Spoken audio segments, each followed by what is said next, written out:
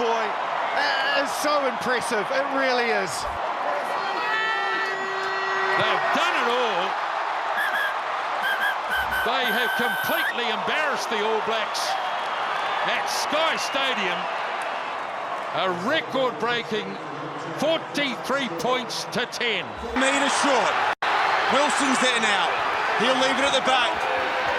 It trickles through the legs to Nongor. Ikitau, there's no one there with him. He gets it away. The ball! They go all in and they hit the jackpot! History for Los Pumas. For the first time, they beat the All Blacks in Argentina. Managing to pounce on it and snap it up for the Springboks. The All Blacks blow through. It's there for New Zealand. It's there for Kyle Preston.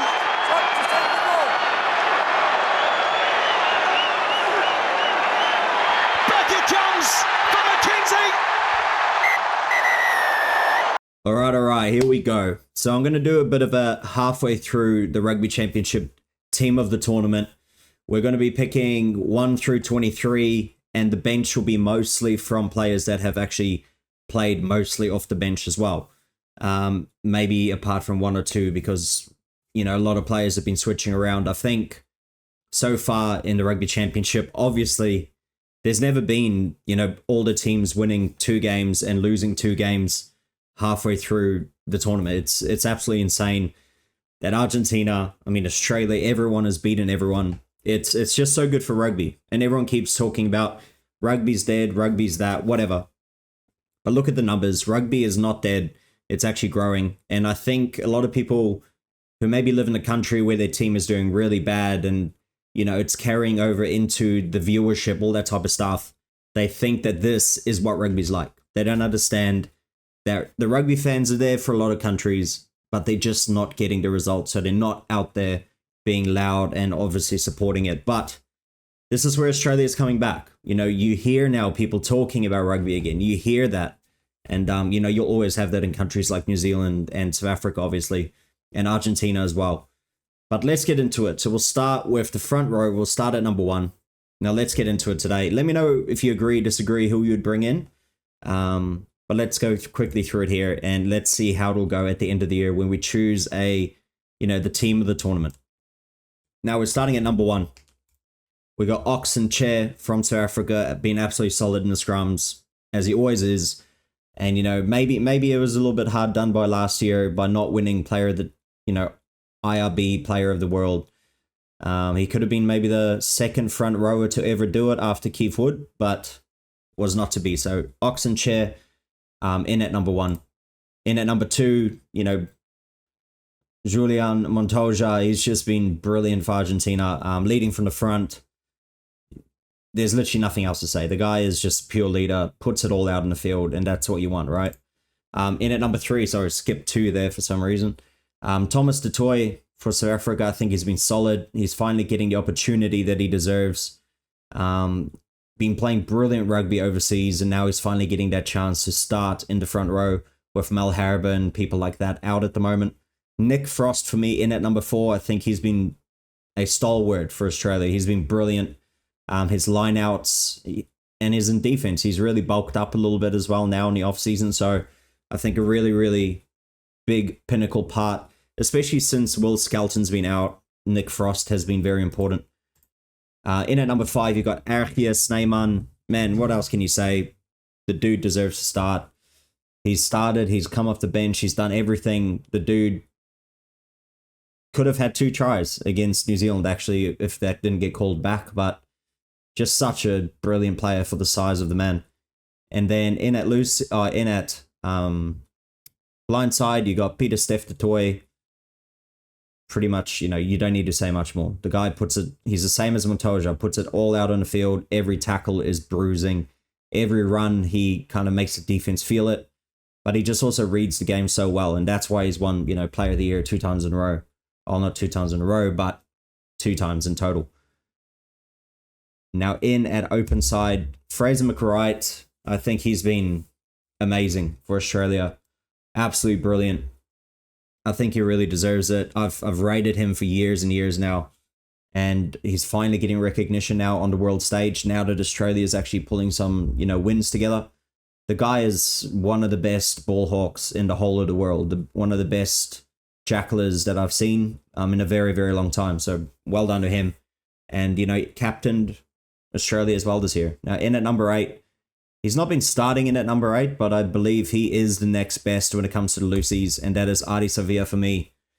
In a New Zealand team that's underperforming, he's still the leader. He's still the man that they all look to make the plays. I mean, he stole the ball, questionable one against South Africa to win that first game, but, got the call. That's all that matters. The ref blew the whistle. Doesn't matter if it's right or wrong.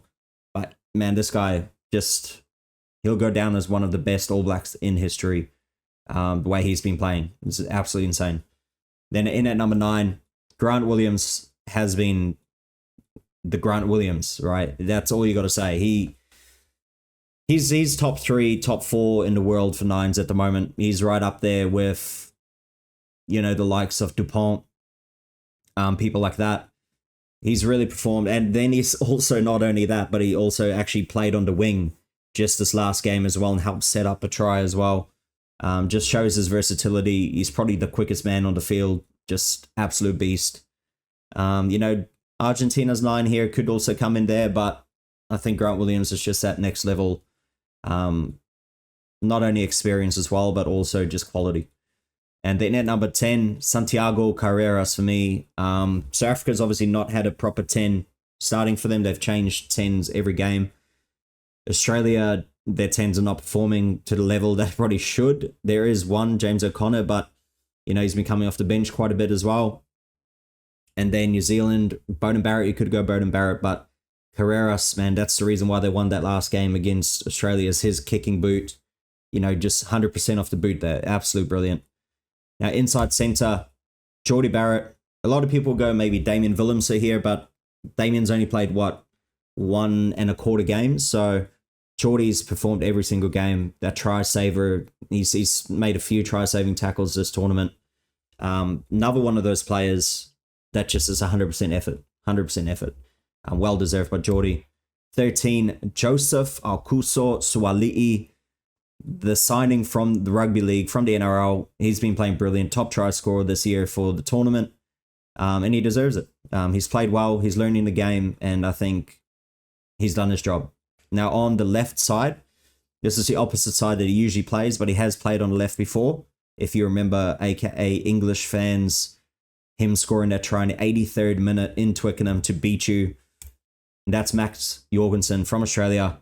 He's been brilliant, man. Every game, he's hungry. He's on every single ball. He's an effort player again as well. And obviously, you can tell with me, not only being a player myself, but people like this in your team, those effort players that just put 100% in every single run, every single tackle, and every single minute of the game. That's who you want in your team. And that's what he is as well.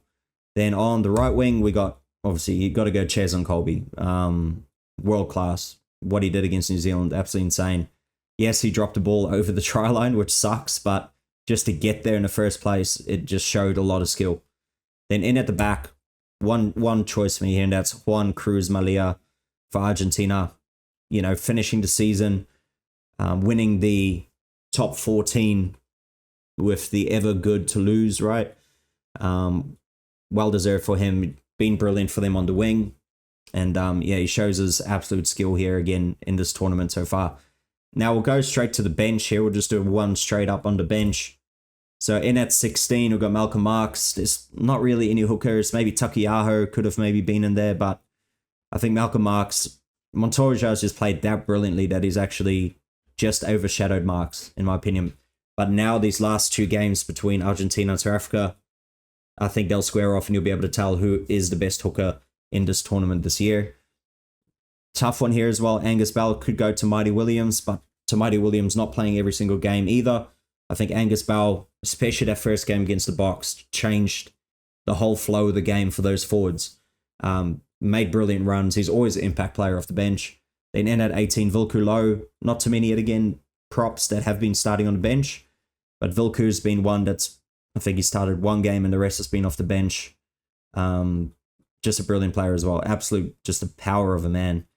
You can see his videos online where he's just pushing crazy, crazy weight. And I believe he's now signed in South Africa again as well with the Stormers. Then in at 19, he's been starting every single game for Argentina, actually, as Pedro Rubiolo. I think he deserves a shout out. He's been absolutely brilliant. He's making over 10 tackles a game, which is insane in rugby standards. So really well done for him. Quagga Smith, obvious man, you cannot go anyone else. He has to be the biggest impact player off the bench in world rugby at the moment. Every time he comes on, he's nearly scoring a try, as he scored a couple try already this season in this tournament, and just scoring one in the last game as well. Then 21, Tate McDermott, another one. Every single time he seems to come on the field, Australia turned the game around. You look at that game against South Africa in the first one, Tate McDermott came on, they cruised home in the end. Every single time, just against Argentina as well. First game, he came on, it changed the flow again. They won up in Townsville.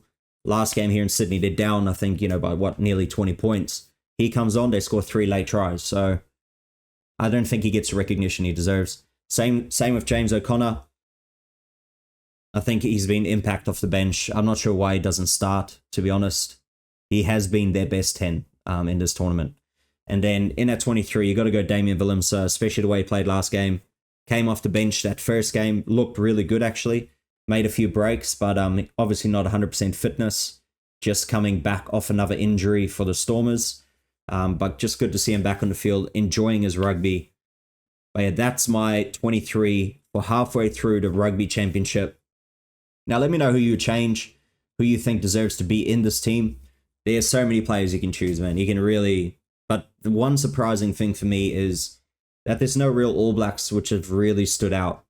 That every single tournament probably in history of the Tri-Nations, of the Rugby Championship, you'd at least have more than half of the players would be from the All Blacks. And this might be the first year that this is not going to happen. Which just shows how good World Rugby is at the moment. That other teams can actually come in. And that's where I think, like I've said before, people lose the fact that rugby is actually growing, and it's not just 1 or 2 or 3 or 4, 5, 6, 7 different big markets that they're aiming at anymore. They're aiming now across the world.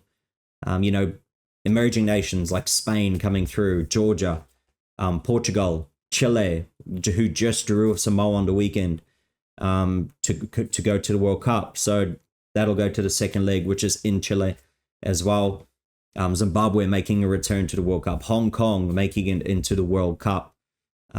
America also qualifying. These markets are very, very big, and they got a lot of space to grow.